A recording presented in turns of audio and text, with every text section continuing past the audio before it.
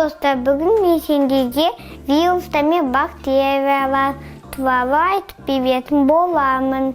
Және амал үшін не істеу қажет екені туралы айтып беретін боламын. Біз сыртқа ойнауға, немесе шеруге шыққанда, уақытылы ұйықтамағанда, дұрыс тамақтанбағанда, біздің ағзамызға вирустар мен бактериялар түседі.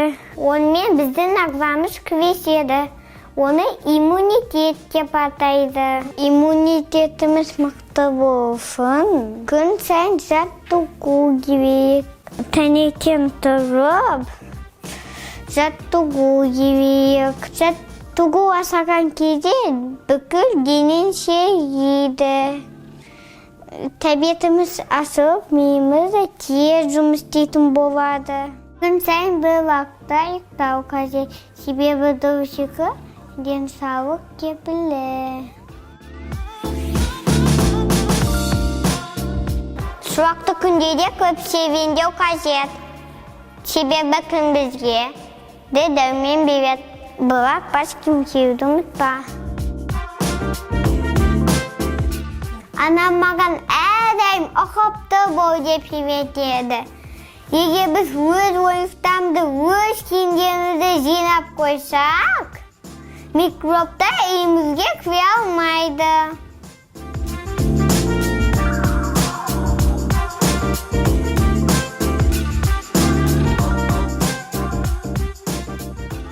Алмас үшін дұрыс тамақтану өте маңызды.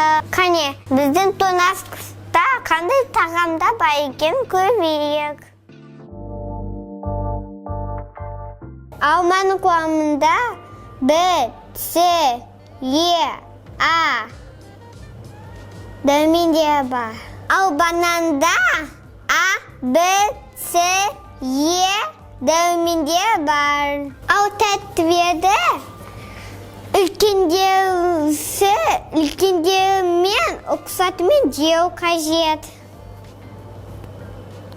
Бірақ тәттіні көп жейтін болсақ, тісімізге құрт түседі.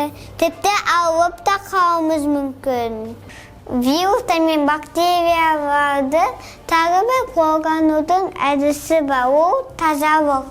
Тісіңді күніне 2 рет таңертең және кешке. Қолыңды сабындап жууды ұмытпа. Достар, мен бұның бәрін иммунитет кітабынан оқып білдім.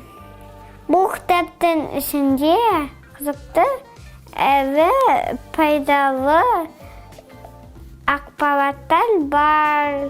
Сендер де осы кітапты оқып, бізді қоршаған микробтардан сақтаныңдар. Сау болыңдар.